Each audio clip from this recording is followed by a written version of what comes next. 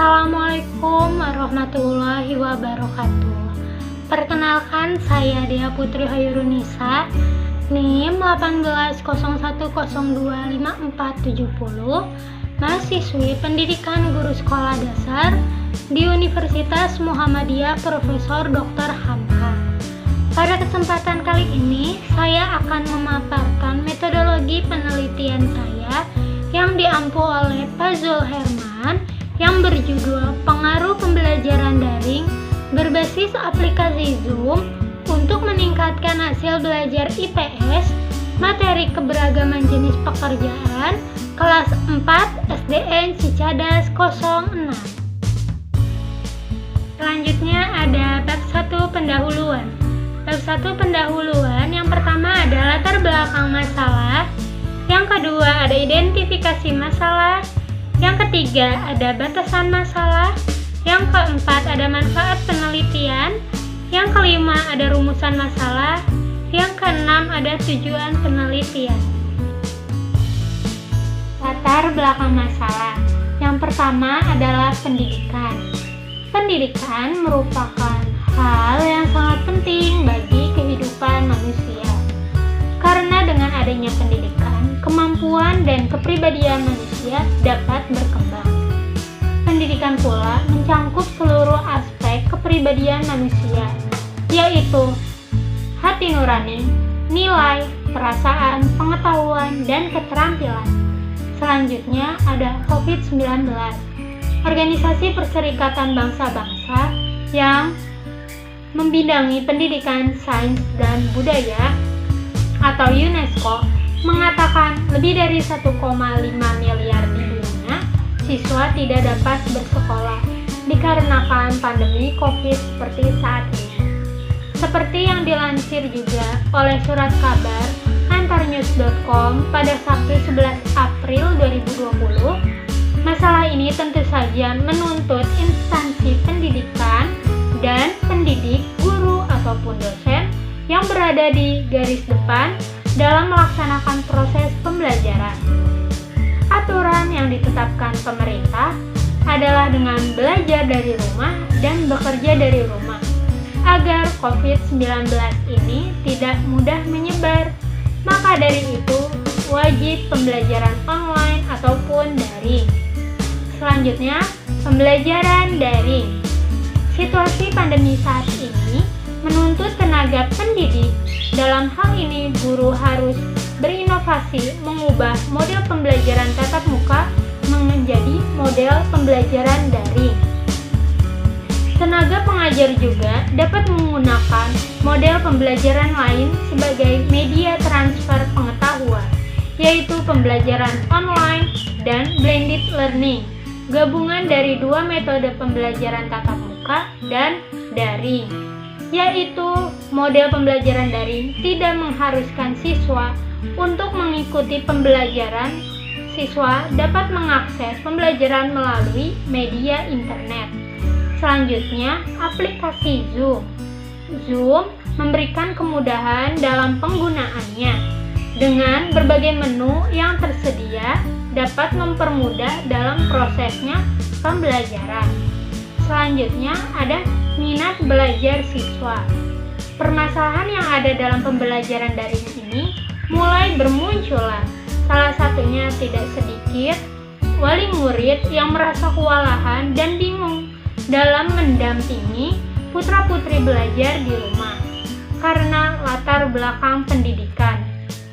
Latar belakang pendidikan orang tua juga menjadi penyebab adanya permasalahan tersebut.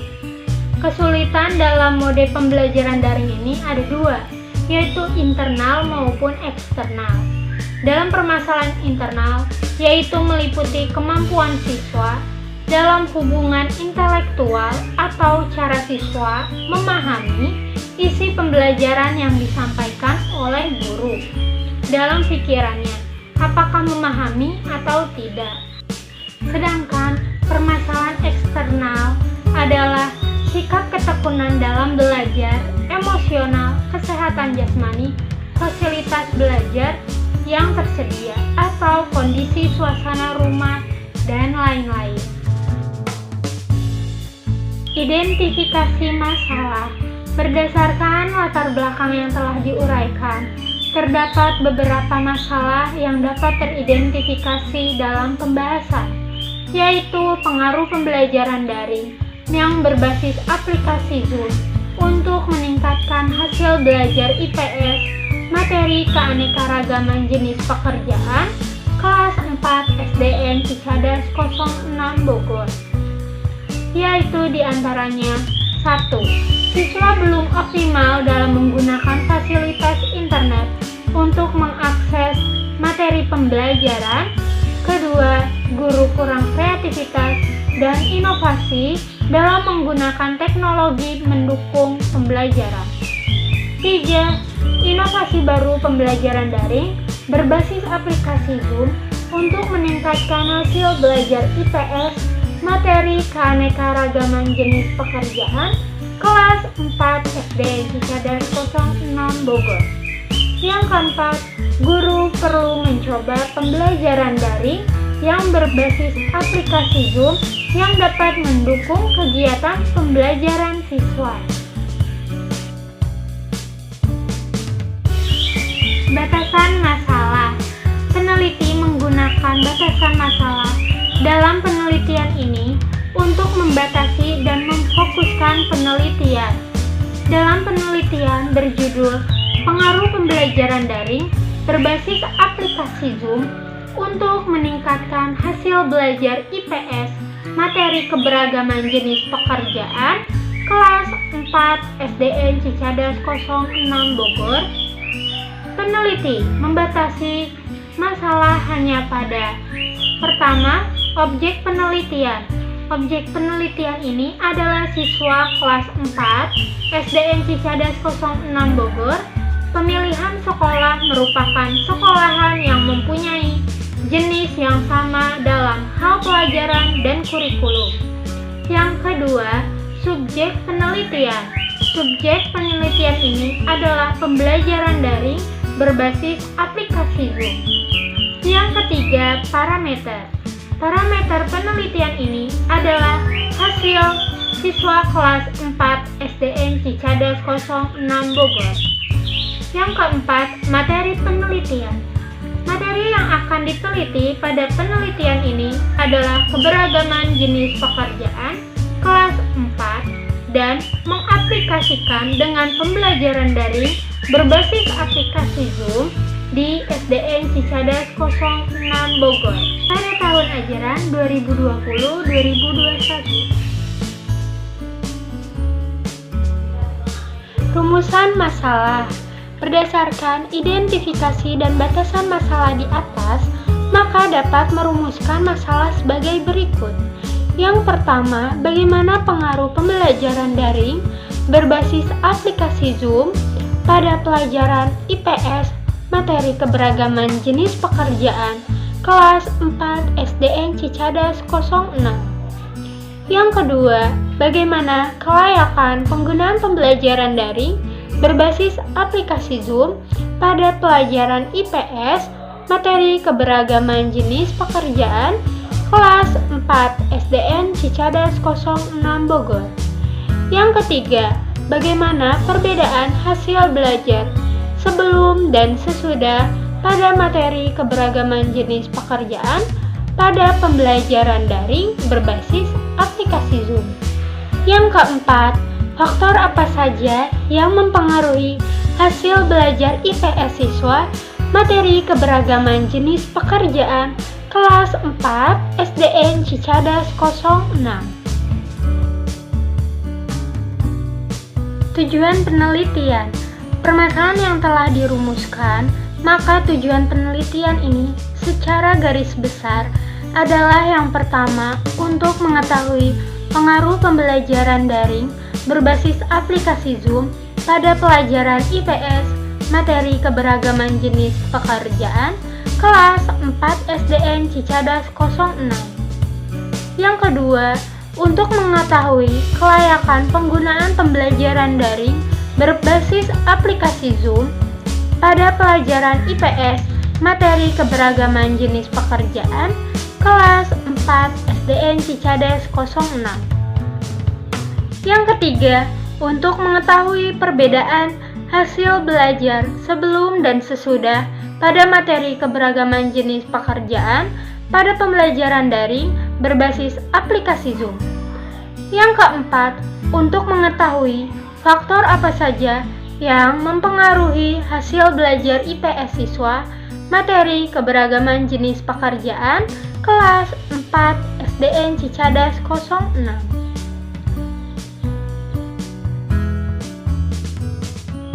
Manfaat penelitian. Penelitian ini diharapkan memiliki manfaat yang baik yang bersifat teoritis dan praktis. 1. Manfaat teoritis. Bagi akademis dapat digunakan sebagai referensi atau bahan pembelajaran dalam menambah ilmu pengetahuan di bidang pendidikan, terutama pada pembelajaran daring berbasis aplikasi Zoom, yang dapat meningkatkan kualitas pembelajaran sehingga dapat menjadi pendukung teori untuk penelitian-penelitian selanjutnya yang berkaitan dengan pelajaran IPS. Bagi peneliti, menambah pengetahuan dan wawasan tentang pembelajaran daring berbasis aplikasi Zoom dan praktiknya di sekolah, serta sebagai bekal dalam melakukan tugasnya sebagai pendidik. 2. Manfaat praktis. Bagi siswa dapat belajar dengan pembelajaran yang baru dan metode baru, kemudian memiliki motivasi belajar lebih. Dengan demikian, hasil belajar IPS siswa akan meningkat. Bagi guru, media pembelajaran daring berbasis aplikasi Zoom diharapkan dapat mendorong guru untuk selalu menggali kreativitas diri dalam menggunakan media pembelajaran yang relevan sehingga menarik minat belajar siswa dengan suasana kelas yang menyenangkan. Bagi sekolah, menambah rujukan tentang pengaruh pembelajaran daring berbasis aplikasi Zoom sehingga dapat menambah wawasan bagi pihak sekolah dalam mengembangkan media pembelajaran. Selanjutnya, bab 2 pembahasan. Pengertian media pembelajaran. Kata media berasal dari bahasa Latin medius, artinya tengah atau pendahuluan. Dalam bahasa Arab, media merupakan perantara pesan atau pesan pengantar dari pengiriman pesan ke penerima. Gerlach dan Ellie 1971 percaya bahwa secara garis besar media adalah benda buatan manusia atau peristiwa yang merupakan kondisi bagi peserta didik atau siswa. Dengan kata lain, media merupakan bagian yang tidak terpisahkan dari sumber belajar atau wahana fisik yang menyetarakan bahan ajar di lingkungan siswa dapat merangsang belajar siswa. Oleh karena itu, media pembelajaran adalah segalanya, dapat digunakan untuk menyampaikan informasi atau materi pembelajaran, untuk merangsang perhatian, minat, pikiran, dan emosi siswa dalam kegiatan pembelajaran untuk mencapai tujuan pembelajaran tertentu. Manfaat dan fungsi media pembelajaran. Yang pertama, dapat membantu menyederhanakan pembelajaran pada siswa dan mempermudah pengajaran guru. Penggunaan media dalam kegiatan pembelajaran akan membawa banyak manfaat. Di sisi lain, akan mempermudah siswa dalam memahami topik yang diajarkan, karena siswa dapat berinteraksi langsung dengan objek sebagai bahan pembelajaran. Dan penggunaan media pembelajaran dapat mempresentasikan hal-hal yang tidak dapat dikomunikasikan oleh guru melalui komunikasi lain, seperti lisan, sehingga dapat mengatasi kesulitan siswa dalam memahami konsep dan prinsip tertentu. Yang kedua, melalui perangkat pembelajaran abstrak, konsep atau tema dapat diwujudkan dalam bentuk konkret. Media pembelajaran memang perlu digunakan dalam pembelajaran, terutama pada topik-topik abstrak yang sulit dipahami oleh siswa, terutama topik-topik yang kompleks. Hal ini berkaitan dengan topik banyak konsep dalam topik yang masih bersifat abstrak, bahkan bagi siswa sulit untuk dipahami. Yang ketiga, kegiatan belajar mengajar tidak monoton atau membosankan.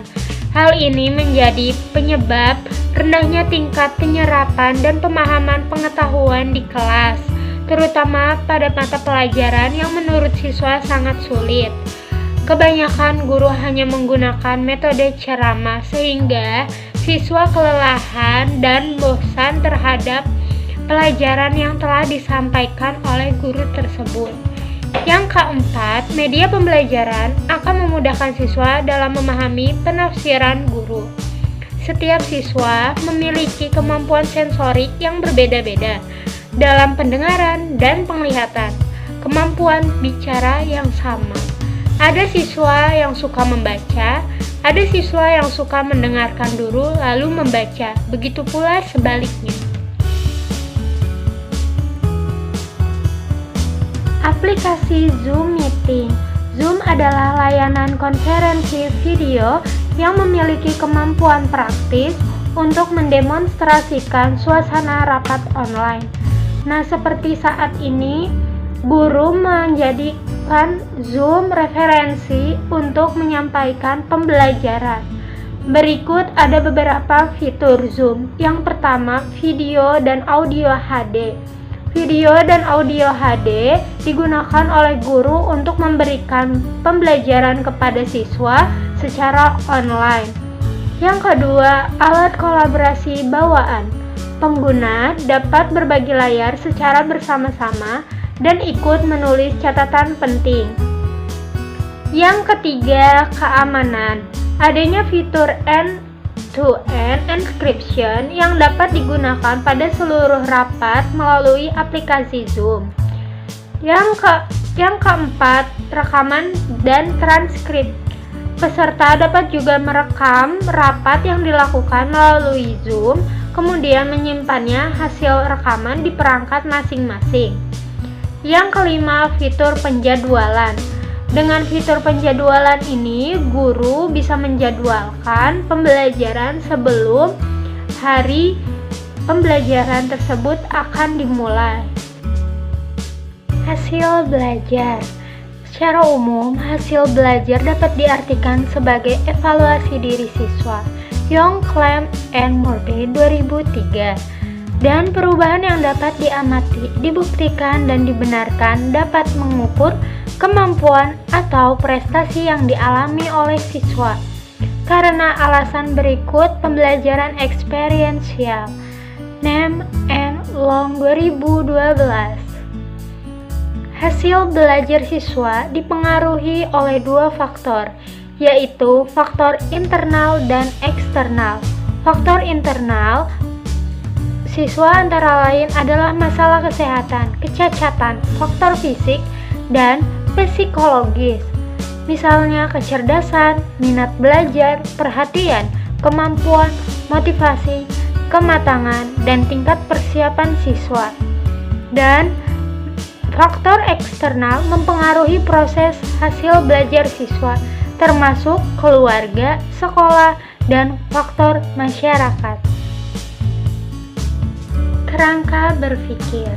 Hasil belajar merupakan hasil yang diperoleh oleh siswa setelah melakukan pembelajaran pada waktu tertentu yang diukur dengan nilai atau angka dan keterampilan yang dimiliki oleh siswa. Baik tidaknya hasil belajar pada siswa dapat dipengaruhi oleh beberapa faktor seperti media pembelajaran. Seiring berkembangan zaman, dalam teknologi pendidikan, siswa dituntut untuk selalu aktif dalam mengikuti pembelajaran dan dituntut untuk mendapatkan hasil belajar yang lebih baik.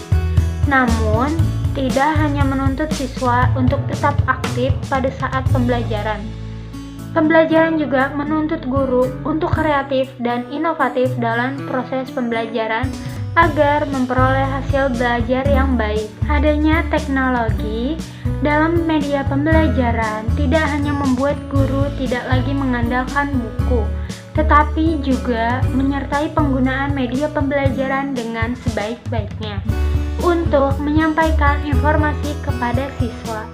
Oleh karena itu, penggunaan media pembelajaran yang berkualitas dan efektif akan berdampak pada peningkatan hasil belajar siswa yang baik. Salah satu media pembelajaran pada saat pandemi seperti saat ini adalah pembelajaran daring berbasis Zoom. Zoom merupakan layanan video konferensi online yang digunakan dalam proses pembelajaran guru maupun siswa dan dapat diakses dimanapun dan kapanpun. Pembelajaran daring berbasis aplikasi Zoom diharapkan mampu mempengaruhi meningkatkan hasil belajar siswa di SDN Cicadas 06. Berikut adalah kerangka berpikirnya. Aplikasi Zoom kelas 4 SDN Cicadas 06, lalu ke siswa, lalu memperoleh hasil belajar, lalu meningkat atau tidaknya hasil belajar siswa dengan menggunakan aplikasi Zoom. Hipotesis. Hipotesis adalah jawaban sementara atas suatu pernyataan. Jika seorang peneliti dengan cermat mempelajari pernyataan penelitian dan menetapkan hipotesis dasar, maka diajukan teori sementara. Kebenaran teori masih perlu diuji dalam kondisi nyata. Peneliti mengumpulkan data yang paling berguna untuk membuktikan hipotesis ini. Dan hipotesis pada penelitian ini adalah terdapat pada hasil belajar antara kelas 4A kelas kontrol dan kelas 4B kelas eksperimen dalam pembelajaran daring berbasis aplikasi Zoom. Bab 3. Metodologi penelitian. Tempat dan waktu penelitian. Penelitian ini dilaksanakan di SDN Cicadas 06, Bogor, yang beralamatkan di Kampung Pabuaran, RT 1 RW 8, Desa Cicadas, Kecamatan Gunung Putri, Kabupaten Bogor, Provinsi Jawa Barat. Penelitian ini dilaksanakan pada tahun ajaran 2021-2022. Penelitian ini akan dilaksanakan setelah menyelesaikan pengurusan surat izin penelitian dan tahap observasi. Metode penelitian. Metode penelitian dalam penelitian ini adalah penelitian kuantitatif, yaitu metode eksperimen kuasi dengan 2 desain grup atau kelas. Menurut Shaudi 2016 mengemukakan bahwa disebut eksperimen kuasi karena bukan eksperimen murni. Oleh karena itu, penelitian eksperimen kuasi ini harus disertai dengan kelas kontrol yang bertindak tidak sekuat pada penelitian eksperimen murni. PEC dapat dilakukan untuk desain 2 grup atau lebih, yaitu ada variable treatment atau kelas eksperimen, yaitu menerapkan model pembelajaran yang bersifat inovatif, dan variabel kontrol kelas kontrol, yaitu menerapkan model pembelajaran konvensional agar dapat dibedakan hasil belajar peserta didik, sekaligus mengidentifikasi model pembelajaran mana yang lebih efektif mempengaruhi hasil belajar peserta didik. Populasi dan sampel penelitian. Yang pertama, populasi. Menurut Ari Kunto 2013, populasi adalah seluruh objek penelitian. Jadi, arti adalah populasi yaitu individu yang memiliki sifat yang sama meski persentase kesamaannya kecil.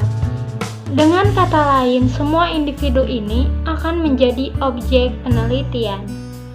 Dalam penelitian ini, Populasi yang dipilih oleh peneliti adalah siswa kelas 4 SDN Cicadas 06 Bogor. Siswa kelas 4 SDN Cicadas 06 Bogor terdiri dari dua kelas, yaitu kelas 4A yang berisi 30 siswa dan siswa kelas 4B yang terdapat 34 siswa. Selanjutnya, sampel. Sugiono mengatakan bahwa sampel adalah bagian dari jumlah dan karakteristik yang dimiliki oleh populasi. Jadi, sampel merupakan salah satu bagian dari populasi, diambil sebagai sumber data yang dapat mewakili seluruh populasi. Sampel yang digunakan dalam penelitian ini adalah sampel jenuh, karena populasi relatif kecil. Sampel yang digunakan dalam penelitian ini adalah kelas 4A dan B. Dari kedua kelas tersebut, kelas 4A sebagai kelas kontrol dan kelas 4B sebagai kelas eksperimen. Teknik pengambilan sampel. Teknik pengambilan sampel dalam penelitian ini menggunakan teknik sampel random sampling, sehingga setiap elemen dalam populasi memiliki peluang yang sama untuk menjadi sampel atau mewakili dari populasi tersebut. Ukuran sampel. Ukuran sampel yang digunakan dalam penelitian ini adalah siswa berjumlah 30 orang. Rancangan perlakuan ditinjau dari masalah yang ada, peneliti menggunakan pendekatan kuantitatif. Pendekatan kuantitatif adalah suatu penelitian yang hasilnya disajikan dalam bentuk deskripsi dengan menggunakan angka-angka.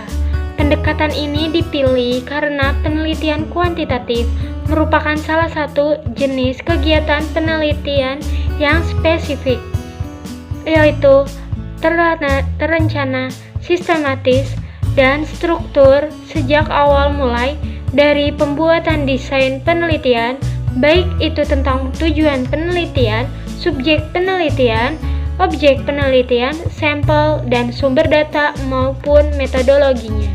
Dalam pendekatan ini, peneliti banyak dituntut menggunakan angka, mulai dari pengumpulan data, penafsiran data tersebut, serta penampilan hasil akhir.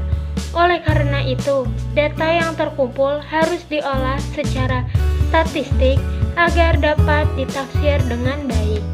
Sedangkan jenis penelitian yang digunakan peneliti untuk penelitian ini adalah penelitian kuasi eksperimen.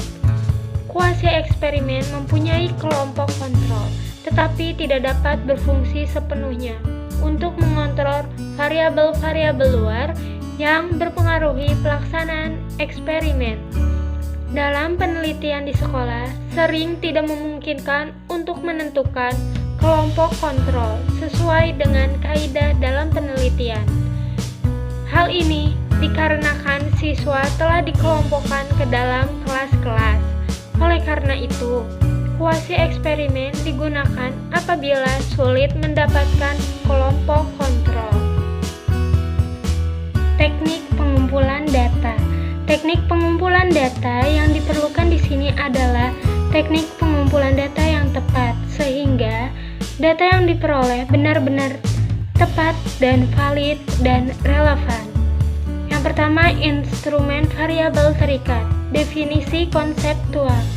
Kemampuan berpikir kritis merupakan hal yang penting untuk mengembangkan pengetahuan dan kemandirian kreativitas siswa. Siswa harus memiliki kemampuan berpikir kritis karena berguna dalam menyelesaikan masalah, mengungkapkan pendapat siswa, menyaring informasi yang diperoleh, dan membuat keputusan yang tepat. Yang kedua ada definisi operasional. Yang pertama adalah hasil belajar. Hasil belajar adalah perubahan tingkah laku atau pemahaman yang lebih besar terhadap pengetahuan dan pengalaman dalam proses pembelajaran. Hasil belajar diukur menggunakan tes, pretest, dan posttest. Dalam penelitian ini, hasil belajar dianggap sebagai variabel terikat. Selanjutnya, ada jenis instrumen. Instrumen penelitian merupakan salah satu instrumen pengumpulan data yang mempunyai sarana yang cukup besar terhadap keberhasilan suatu penelitian. Jenis instrumen yang digunakan untuk mengetahui hasil belajar pada mata pelajaran IPS, materi keanekaragaman jenis pekerjaan, adalah instrumen yang berbentuk tes. Tes dapat digunakan sebagai instrumen atau alat pengumpul data penelitian. Selanjutnya ada kisi-kisi instrumen. Instrumen penelitian yang akan digunakan adalah tes hasil belajar pada mata pelajaran IPS kelas 4. Tes yang diberikan berupa tes objektif, yaitu pilihan ganda yang berjumlah 30 soal. Soal tes pilihan ganda disusun dalam 4 pilihan jawaban, yaitu A, B, C, dan D. Selanjutnya ada pengujian validasi dan perhitungan reabilitas. Uji validasi, Rostina Sundayana mengatakan bahwa validasi adalah suatu ukuran yang menunjukkan tingkat kevalidan atau kesohihan suatu instrumen. Perhitungan reabilitas, Rostina Sundayana mengatakan bahwa reabilitas instrumen penelitian adalah suatu alat yang memberikan hasil yang tetap atau sama konsisten. Instrumen variabel bebas, definisi konseptual. Pretest yaitu tes awal yang diberikan sebelum diberikan perlakuan. Pretest ini diberikan baik kepada kelas eksperimen maupun kelas kontrol, sehingga diketahui sejauh mana hasil belajar siswa tersebut sebelum diberikan perlakuan. Tahap pretest ini sekaligus digunakan untuk melakukan uji coba instrumen yang berupa tes. Posttest yaitu tes akhir yang diberikan setelah diberikan perlakuan. Selanjutnya, definisi operasional. Pertama ada media pembelajaran. Media pembelajaran merupakan salah satu metode yang dapat digunakan untuk menyampaikan materi yang sulit disampaikan. Jika hanya dapat disampaikan dengan kata-kata atau penjelasan di papan tulis, media yang digunakan adalah aplikasi Android untuk kelas eksperimen dan PowerPoint untuk kelas kontrol. Dalam penelitian ini, media pembelajaran dianggap sebagai variabel bebas. Selanjutnya ada pengujian validasi dan perhitungan reabilitas. Uji validasi, Rostina Sundayana mengatakan bahwa validasi adalah suatu ukuran yang menunjukkan tingkat kevalidan atau kesohihan suatu instrumen. Perhitungan reabilitas, Rostina Sundayana mengatakan bahwa reabilitas instrumen penelitian adalah suatu alat yang memberikan hasil yang tetap atau sama konsisten. Instrumen variabel bebas, definisi konseptual. Pretest yaitu tes awal yang diberikan sebelum diberikan perlakuan. Pretest ini diberikan baik kepada kelas eksperimen maupun kelas kontrol, sehingga diketahui sejauh mana hasil belajar siswa tersebut sebelum diberikan perlakuan. Tahap pretest ini sekaligus digunakan untuk melakukan uji coba instrumen yang berupa tes. Posttest yaitu tes akhir yang diberikan setelah diberikan perlakuan. Selanjutnya, definisi operasional. Pertama ada media pembelajaran. Media pembelajaran merupakan salah satu metode yang dapat digunakan untuk menyampaikan materi yang sulit disampaikan. Jika hanya dapat disampaikan dengan kata-kata atau penjelasan di papan tulis, media yang digunakan adalah aplikasi Android untuk kelas eksperimen dan PowerPoint untuk kelas kontrol. Dalam penelitian ini, media pembelajaran dianggap sebagai variabel bebas. Analisis data, deskripsi data.